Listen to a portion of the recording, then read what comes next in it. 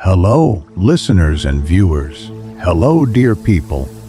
They regulate their body heat. They walk for days without rest. They master telepathy. The fire people of Tibet.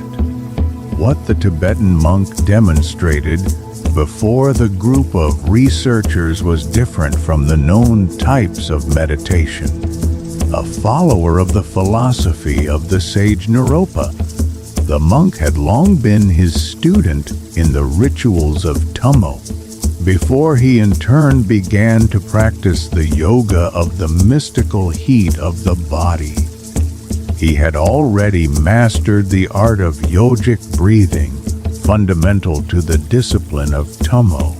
He was able to sink into deep meditation, enter a trance, and visualize the key pictures and images. He had spent 6 years in solitary meditation at an altitude of over 3,000 meters in the mountains, fulfilling the requirements of the lama who supervised his training and had directed the power of the sacred rituals toward the abilities of his body. Now, as he had done daily for nearly 200 days, the monk Nyashol Khenpo Rinpoche sat in the lotus position on the frozen ground and began to apply the visualizations of Tummo.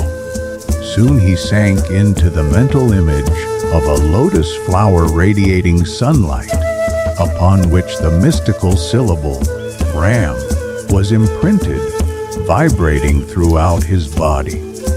The monk was placed under observation by scientific equipment unfamiliar to him. Disc-shaped thermal sensors were attached to different points on his skin. A thermistor attached to one of his fingers monitored his pulse.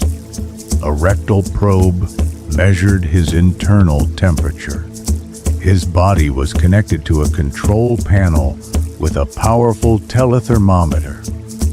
The modern electronic equipment must have seemed strange to Rinpoche, but he calmly continued his meditation as if he were alone in the mountains. The supreme authority of Tibetan Buddhists, the Dalai Lama, had given permission for the experiment, so there was nothing to worry about. Gradually, as the ritual progressed, the temperature of the monk's fingers and toes began to rise. The heat radiating from him became noticeable to those around him. The block of ice on which he sat began to melt. Another test to study the mysterious abilities of Tibetan monks was conducted by a team of English specialists in the middle of 1999. But even after it, the doctors did not reach a plausible scientific explanation for the phenomenon. The winter storm battled with my cotton tunic on the summit of the White Mountain. Describes his sensations the 11th century monk Milarepa, considered the greatest master of meditation according to the Tummo doctrine. Barely falling upon me, the snow evaporated, the ice beneath me melted. The blizzard struck against my thin garment filled with fiery heat. During the last century, hundreds of Western travelers and researchers returned from Tibet, telling incredible stories about monks and priests with supernatural abilities. Monks who walk without interruption for days, possessed by a strange state of trance, covering enormous distances without any rest. Monks with powerful telepathic abilities who communicate across great distances, sending messages written in the wind. Monks who apply special meditation techniques, defying the harsh Tibetan winter by raising their body temperature to unusual levels. In the Tibetan language, the word Tummo means fire people. According to the theory of Tummo, monks practicing the yoga of heat concentrate their thoughts on the universal energy, thus burning away weakness and building their own inner protective fire. The Englishwoman Alexandra David Neal was among the first Europeans to observe in detail the esoteric exercises of the fire people. During one of her journeys in the Himalayas, she encountered 3 monks who had accomplished a journey through the mountains that would seem impossible to us. They walked in such a deep trance that they moved forward not with physical strength, but with the power of their consciousness. Walking in a trance is achieved after many years of practice in special breathing techniques. The long-distance walker moves with strange bouncing steps and looks fixedly ahead, completely insensitive to everything around him. While walking, the monk silently repeats a verbal formula given by his spiritual teacher, and his breathing synchronizes with the magical refrain.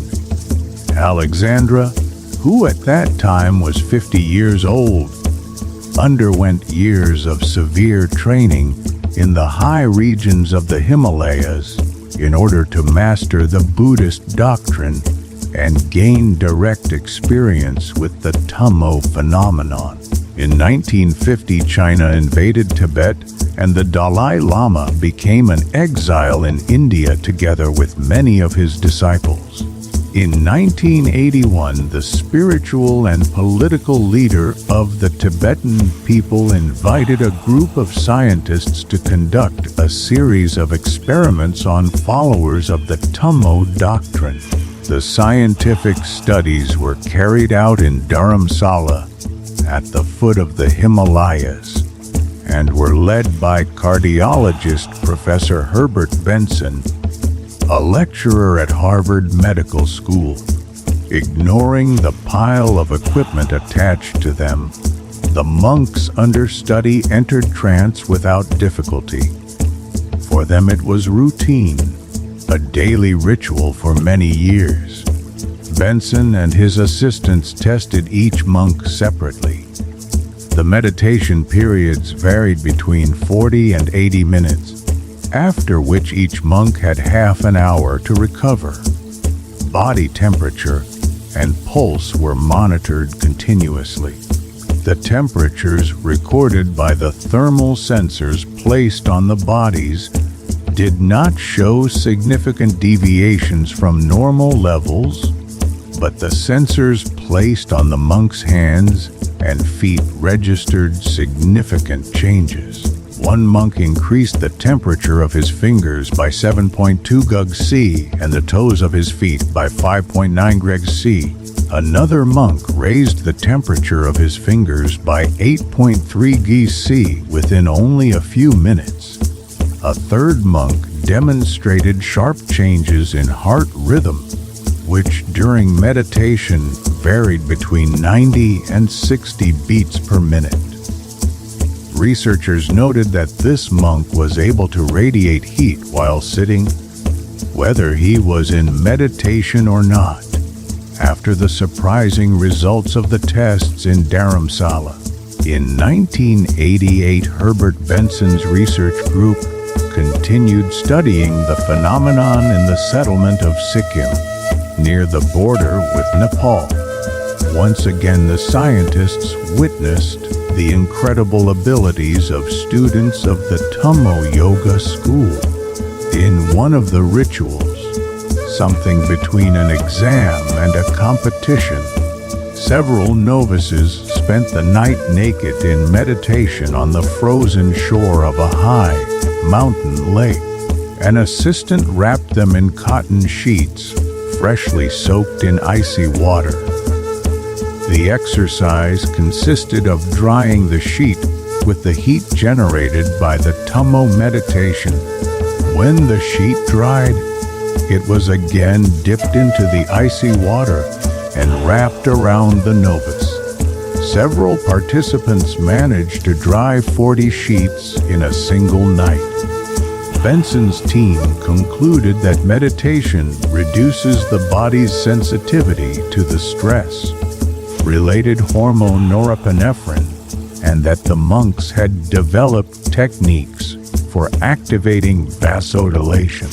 When she performed her own test as an initiate, Alexandra David Neal, then 60 years old, immersed herself in the icy water of a winter mountain stream at an altitude of 3,000 meters above sea level and remained in naked meditation throughout the entire night, without drying herself and without putting on any clothes.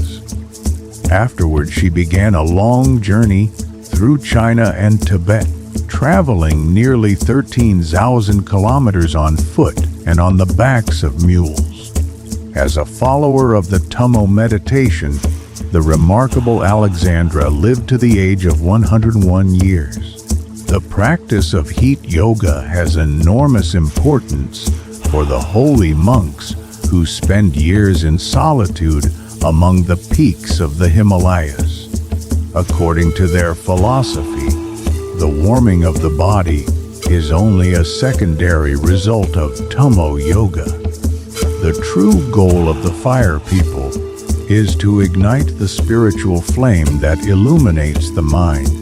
Scientists continue to unravel the phenomenon of the Tibetan monks. Many specialists already acknowledge that consciousness can directly influence the body. Stress or imagination can cause real psychosomatic illnesses.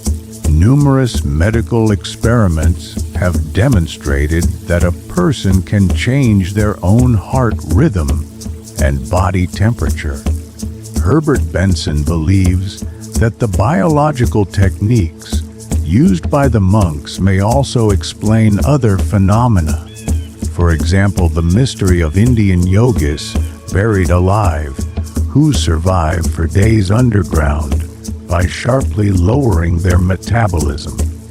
The breathing exercises of Buddhists are studied and practiced for years, and the ability to concentrate on sacred visions is also mastered over many years. These are essentially the foundations of the method for altering bodily functions. Some researchers discuss the possibility of cancer patients mastering Tummo, who in a trance state could imagine antibodies in their bodies attacking cancer cells.